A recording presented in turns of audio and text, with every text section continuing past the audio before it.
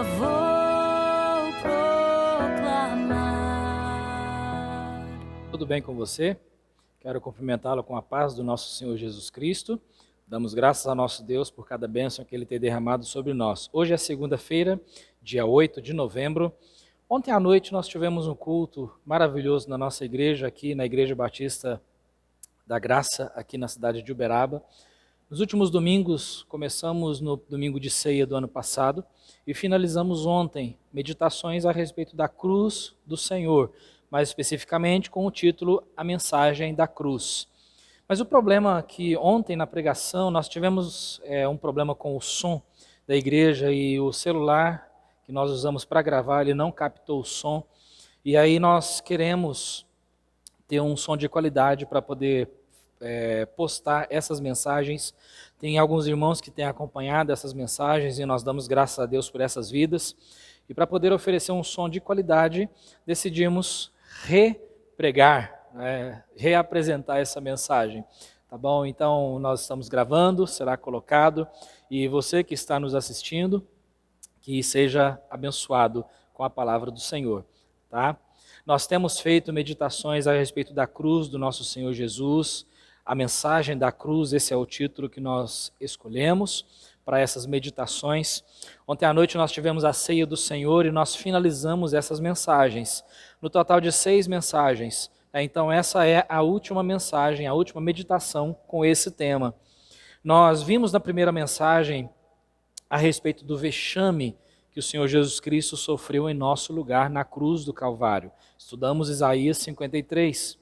Na segunda mensagem, nós vimos a respeito da morte do Senhor, que proporciona a possibilidade de perdão.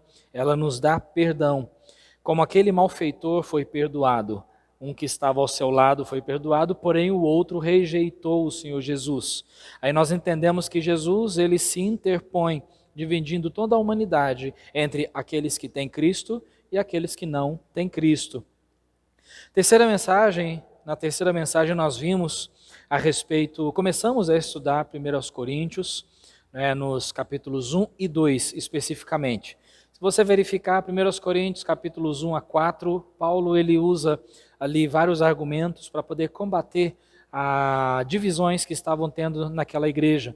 E essas divisões eram por causa de pessoas que estavam literalmente adorando pregadores pela sua oratória, pela sua mensagem. Então acabou que isso trouxe uma certa divisão dentro da igreja. Uns eram do grupo de Paulo, outros de Apolo, outros de Cefas, Pedro, outros se diziam ser de Cristo. Então Paulo ele traz alguns argumentos para combater isso sobre a mensagem da cruz, dizendo que essa mensagem ela representa loucura para muitas pessoas. E realmente, e não só naquela época, mas para os dias de hoje também. Essa mensagem ela representa uma loucura, parece ser uma loucura para aqueles que consideram essa mensagem uma verdade. Mas Paulo disse que é justamente essa loucura da pregação que é o poder de Deus para a salvação daquele que crê. Então nós vimos isso, e também na quarta mensagem, nós continuando sobre 1 Coríntios, nós vimos ali que este poder de Deus através da cruz, ele é tão grande e capaz de alcançar qualquer pessoa, desde que ela se arrependa dos seus pecados e se submeta ao padrão de Deus para a salvação, que é a cruz do nosso Senhor Jesus Cristo. E aí nós vimos então na quinta mensagem, que foi no domingo anterior, nós vimos a respeito da centralidade da cruz, que é justamente essa mensagem da cruz e todos os fatos que estão envolvidos nessa mensagem é que deve ser pregada na igreja. É a única mensagem que deve ser apresentada, ela é o centro de toda a Bíblia. O Senhor Jesus é o centro de toda a Bíblia, Ele é o centro da pregação. Não é a realidade em muitos lugares, mas essa deve ser a verdade. Jesus. Então a centralidade da cruz, falamos a respeito disso. Eu espero que você tenha acompanhado essas mensagens. Se não, estão no YouTube da Igreja Batista da Graça em Uberaba. Você acessa lá e tem várias outras mensagens e que você seja abençoado. E amado, seria impossível nós finalizarmos, fazermos a conclusão dessa meditação sobre a mensagem da cruz sem mencionar o convite do nosso Senhor Jesus Cristo para que todos nós tomemos a nossa cruz, renunciemos à nossa vida. E para isso eu gostaria de fazer a leitura de um texto em Lucas, capítulo 14. Lucas, capítulo 14, eu estarei fazendo a leitura aqui dos versículos 25 a 27, primeiramente. Lucas 14, 25 a 27. A palavra de Deus diz assim: Ora, ia com ele uma grande multidão e, voltando-se, disse-lhe: Se alguém vier a mim e não aborrecer a seu pai e mãe e mulher e filhos e irmãos e irmãs, e ainda também a sua própria vida, não pode ser meu discípulo. E qualquer que não levar a sua cruz e não vier após mim, não pode ser meu discípulo. Aqui palavras do Senhor Jesus Cristo, ele apresenta dois fatores aqui que são determinantes para poder mostrar se realmente uma pessoa ela é um discípulo dele ou se ela não é um discípulo. Tem muitas pessoas que se intitulam discípulos de Jesus Cristo, muitas pessoas, mas poucas delas consideram isso que o Senhor Jesus Cristo mencionou a respeito desses dois fatores aqui. De acordo com esses versículos, existe uma exigência que, se não for cumprida, não é possível que alguém seja um discípulo dele. Nós temos uma ideia aqui nesse texto e eu quero apresentar para vocês a ideia que nós temos aqui. A grande ideia para esse texto, ou seja, a frase determinante aqui que nos transmite a ideia é impossível ser um discípulo de Cristo sem negar-se a si mesmo e tomar a sua cruz. É impossível. Pode ser que a pessoa queira, ela pode desejar ser um discípulo de Cristo, mas se ela não negar a si mesmo e não tomar a cruz, é impossível. Mas aí é possível que alguém diga assim: puxa, mas olha só, Jesus é o meu Salvador, eu aceitei Cristo como meu Salvador, então eu não sou um discípulo dele? Se for olhar por esse lado, nesse prisma, sim, você pertence a Cristo, nós pertencemos a Cristo, uma vez que nós nos arrependemos dos nossos pecados e colocamos a nossa fé no Senhor Jesus Cristo, sim, nós pertencemos a Ele. Mas agora, se nós formos olhar os critérios que Cristo colocou através da sua palavra aqui, nessas palavras que Ele proferiu, aí já é algo diferente, entende? Então, nós temos uma ideia na nossa mente, né, de que aquele cristão que toma a cruz, aquele que assume esse compromisso diante de Jesus, ele é aquele crente mais dedicado. Né? O discípulo de Cristo, ele é aquele crente dedicado, é aquele crente que realmente ele faz a vontade de Deus, ele anda em santidade. Mas aí muitas pessoas acreditam que existe aquele crente não tão dedicado. Também é um discípulo, mas ele não é tão dedicado assim. É aquele crente meia boca, sabe? Aquele crente mais ou menos. Mas se nós olharmos nesse critério de Cristo, Jesus ele diz a respeito de alguém que pode ser chamado como de discípulo dele e de outras pessoas que não podem ser chamadas de seus discípulos. E para aquela pessoa que deseja ser chamada de discípulo dele, é necessário haver renúncia de vida e tomar a sua cruz. Então, se nós formos olhar pelo ponto de vista de Cristo, nas palavras que o Senhor Jesus Cristo proferiu aqui, então nós entendemos que nem todas as pessoas, se formos olhar literalmente num estilo de vida, numa qualidade de vida que agrade ao Senhor, que busca a Deus, nem todas as pessoas, nem todo cristão é genuinamente, ou ele vive genuinamente como um discípulo de Cristo. O próprio Senhor Jesus ele diz: não pode ser meu discípulo, não pode. Então aqui você nota que existem algumas considerações. No versículo 26, Jesus diz aqui a respeito de alguém que é necessário que aborreça pai, mãe, mulher, filhos, irmãos e irmãs. Então aqui fala a respeito de família. Então é necessário que, quando ele diz aqui aborrecer pai, mãe, filhos, mulher, é necessário Não que a pessoa vá aborrecer ou odiar a sua família. Algumas traduções falam odiar. Mas é no sentido de que Deus não pode ser colocado abaixo de nenhuma outra pessoa, até mesmo os nossos familiares. E convenhamos, essa é uma grande dificuldade para muitos cristãos, colocar os familiares acima do próprio Deus. Então Jesus está dizendo aqui que é necessário deixar de lado, se for necessário, caso seja necessário, é preciso deixar de lado a família, todas aquelas pessoas que nos cercam e colocar Deus como prioridade.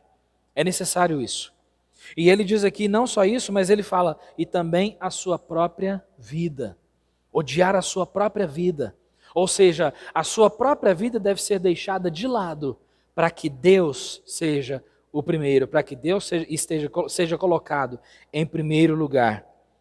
Muitos cristãos associam esse texto com a vida de um missionário ou de um pastor.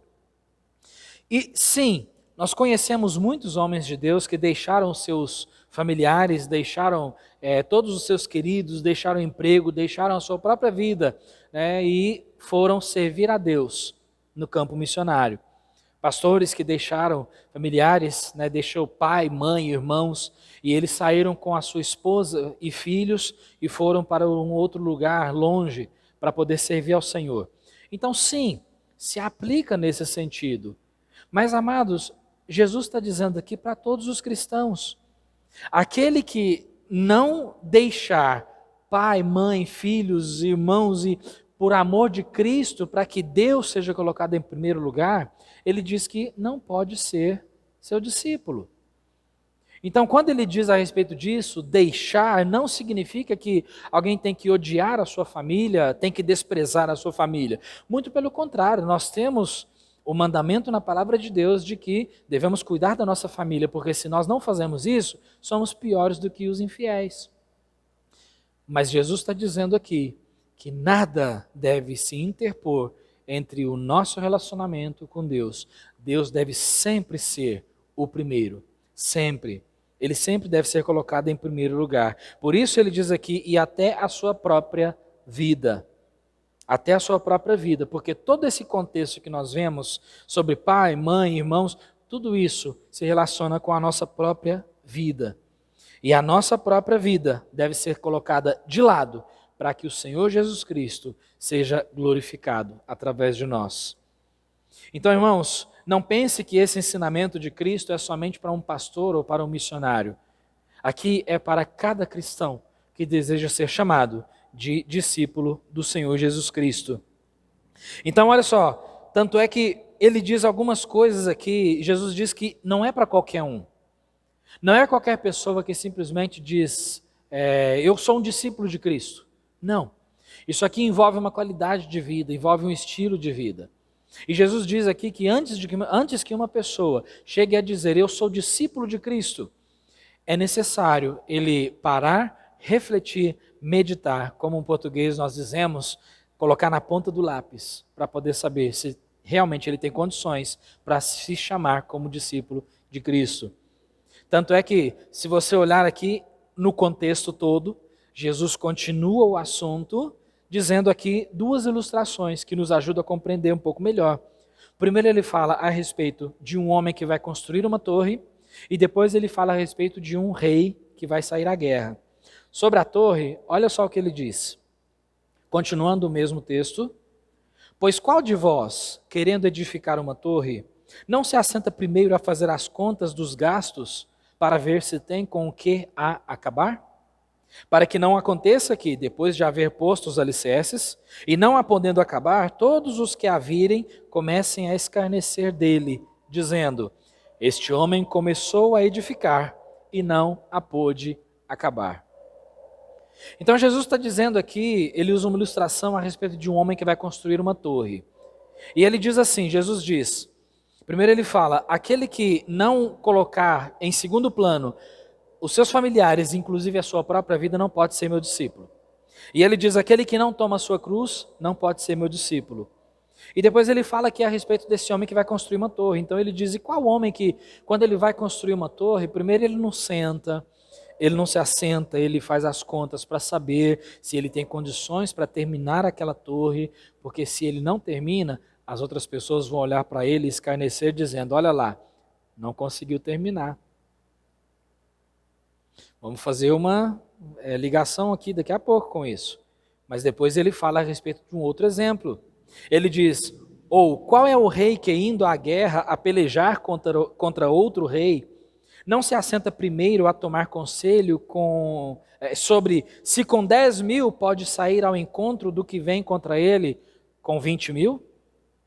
De outra maneira, estando o outro ainda longe, manda embaixadores e pede condições de paz. Primeiro Jesus fala sobre o homem que vai construir uma torre, ele assenta e faz os cálculos. E depois ele fala sobre um rei que faz os cálculos também.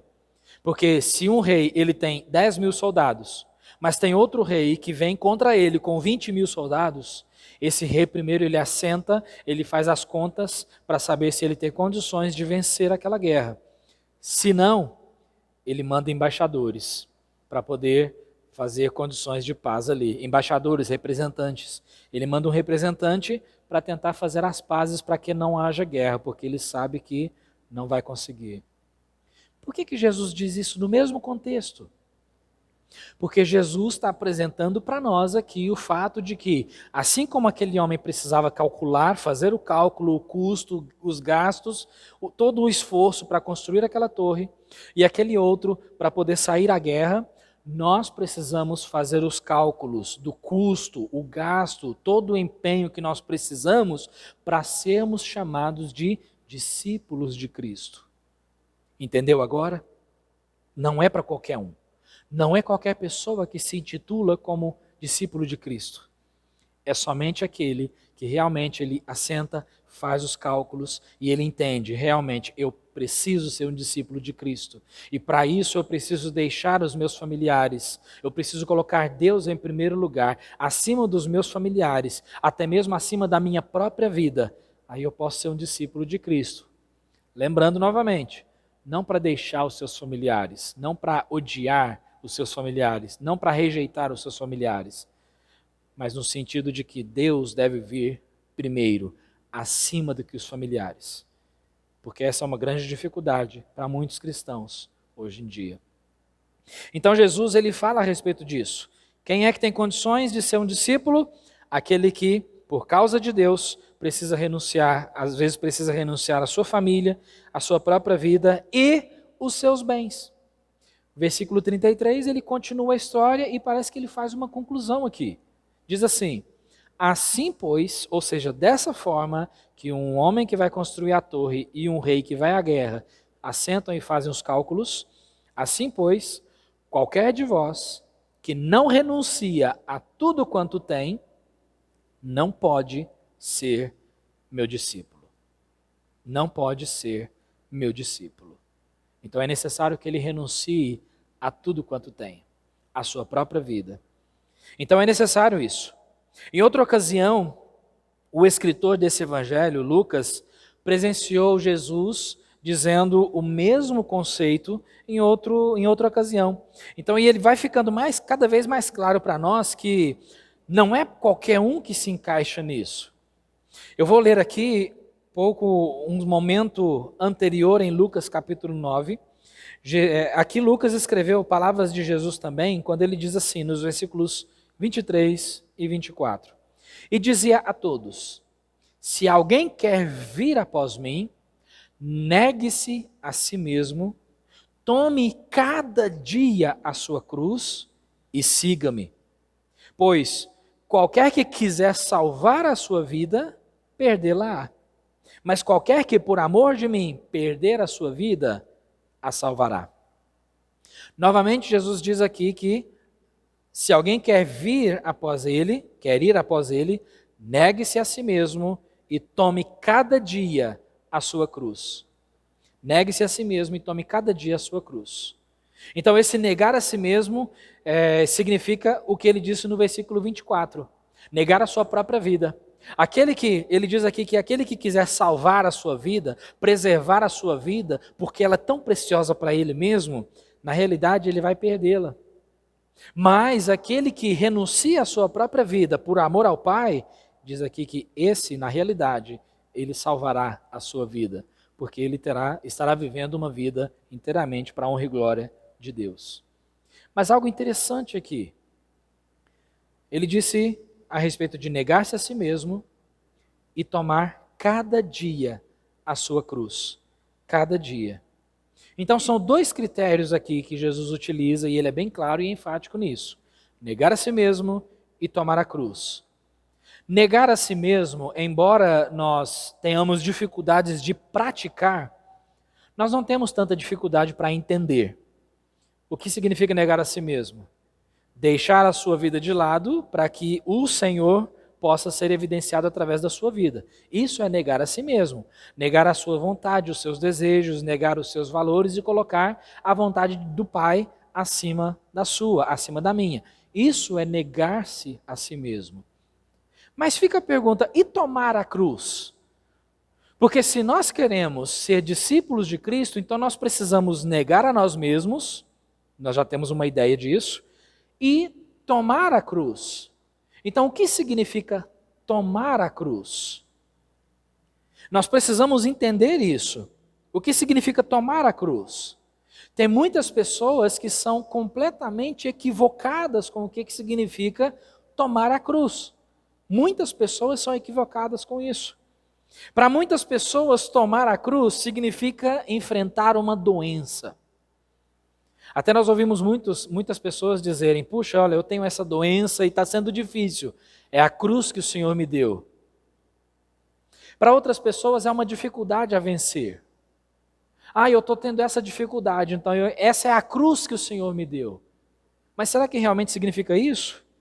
Ou muitas pessoas também associam esse tomar a cruz, ou a minha cruz, como alguém difícil, uma pessoa difícil, que esteja na sua vida. É muito normal nós ouvirmos mulheres dizendo assim, puxa, o meu marido ele é um carrasco em casa, é a cruz que o Senhor me deu. Homens dizem, minha esposa, ela tem muitos problemas, é a cruz que o Senhor me deu. O meu filho rebelde, essa é a minha cruz que eu tenho que carregar.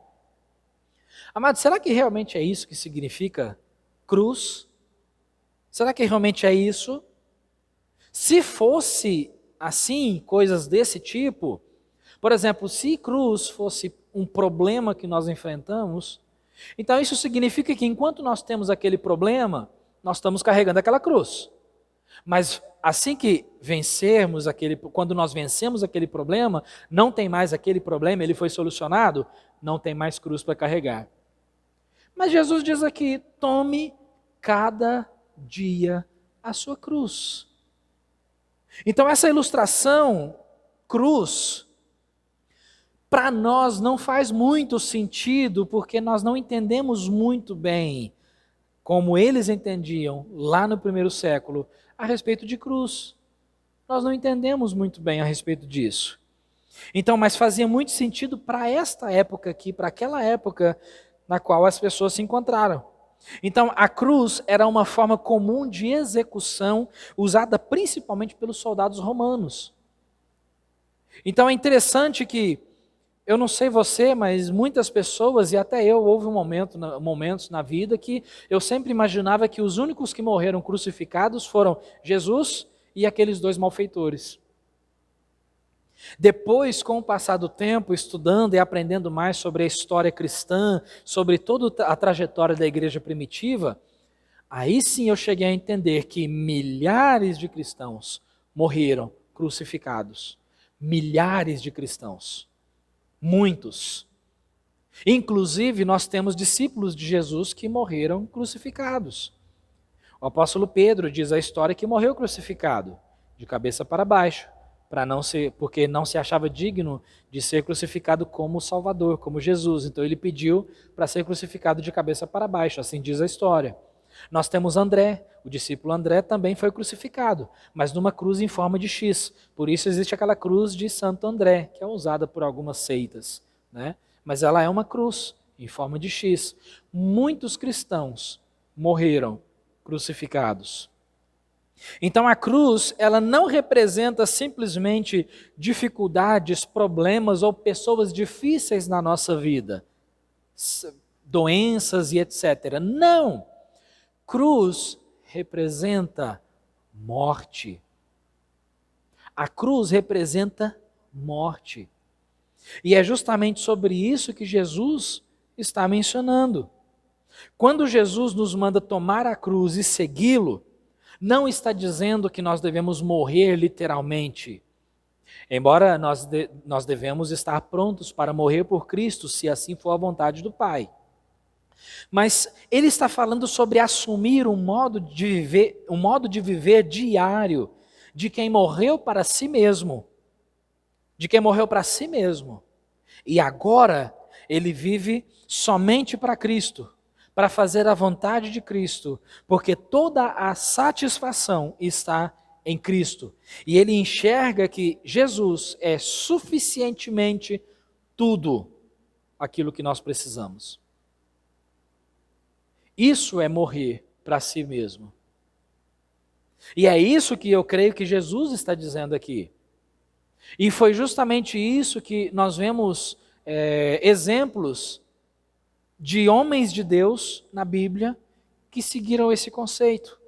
E um grande exemplo que nós temos, embora não seja o perfeito, porque Jesus é o nosso perfeito exemplo, mas o apóstolo Paulo nos dá um grande exemplo nas suas palavras. É tendo isso em mente sobre tomar a cruz, renunciar à própria vida, morrer para si mesmo, que Paulo escreveu Gálatas 6,14. Ele diz, mas longe esteja de mim gloriar-me, a não ser na cruz de nosso Senhor Jesus Cristo, pela qual o mundo está crucificado para mim e eu para o mundo. Nós temos Gálatas 2,20, muito conhecido. Já estou crucificado com Cristo e vivo, não mais eu, mas Cristo vive em mim.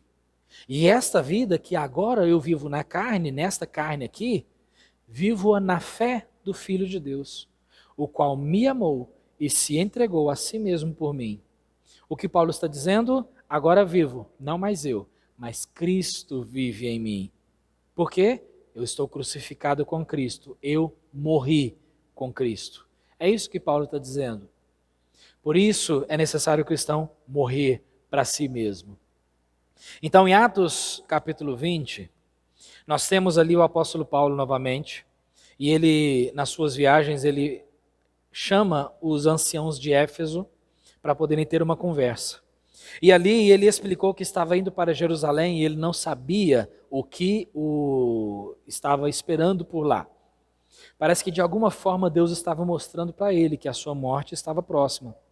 Então, ele diz ali, conversando com os anciãos, dando as últimas instruções antes de ele partir, ele diz assim: mas de nada faço questão, nem tenho a minha vida por preciosa, contanto que cumpra com alegria a minha carreira e o ministério que eu recebi do Senhor Jesus, para dar testemunho do Evangelho da graça de Deus.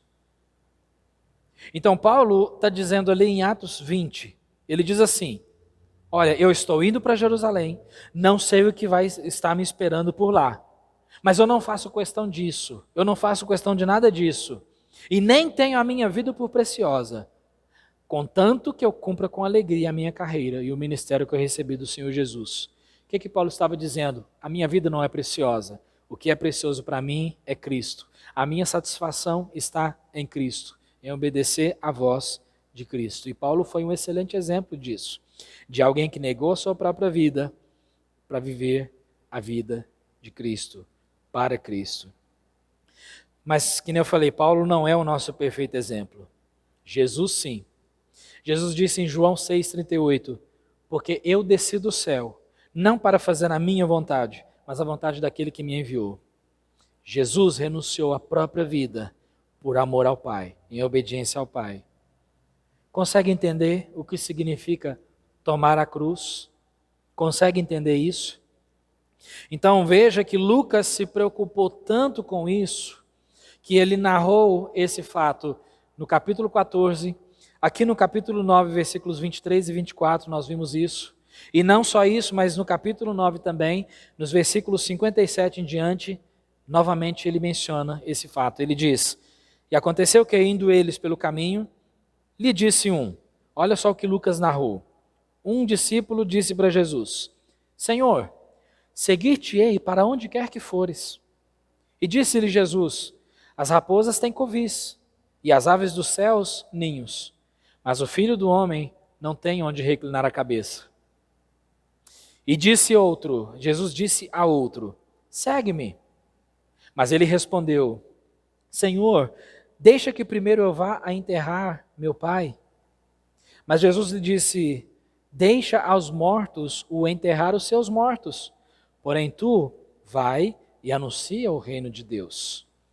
E disse também outro, Senhor, eu te seguirei, mas deixa-me primeiro despedir dos que estão em minha casa. Jesus disse: ninguém que lança a mão do arado e olha para trás é apto para o reino de Deus.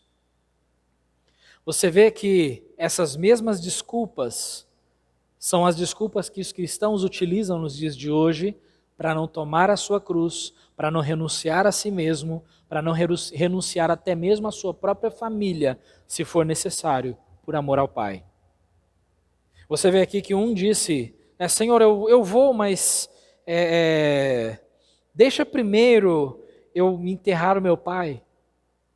Ou seja, não, Senhor, eu vou te seguir, mas deixa primeiro meu pai morrer, e aí não é isso que muitas pessoas fazem? Senhor, eu vou te seguir, eu vou servir ao Senhor, mas deixa primeiro eu curtir minha família, curtir o meu casamento, curtir os meus filhos, curtir o meu emprego, curtir isso e aquilo. Pessoas usam as mesmas desculpas para não seguir a Jesus Cristo. Você viu aqui, outro disse: Senhor, deixa eu despedir primeiro dos que estão na minha casa. Jesus disse: olha, ninguém que põe a mão no arado e olha para trás é apto para o reino de Deus. Não pode olhar para trás, é olhar para Cristo. Então você vê, amados, que Jesus, ele nos traz aqui um ensinamento importante. É necessário duas coisas: renunciar à própria vida, tomar a sua cruz. E o que significa tomar a cruz? Morrer para si mesmo, porque cruz representa morte. É necessário morrer para si mesmo. É justamente isso que o Senhor Jesus Cristo diz que nós devemos fazer se quisermos ser chamados de discípulos de Cristo. Se quisermos ser chamados de discípulo de Cristo. Então, a salvação, ela vem do Evangelho. O Evangelho é a mensagem da cruz e tudo que está envolvido nessa mensagem. A morte do Senhor por nós, o seu sepultamento, a sua ressurreição ao terceiro dia, hoje ele está à destra do Pai, e assim ele pode ser o nosso Salvador. Tudo isso está envolvido na mensagem da cruz.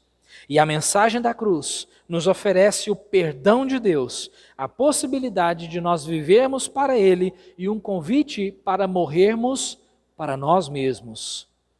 Quer ser um discípulo de Cristo?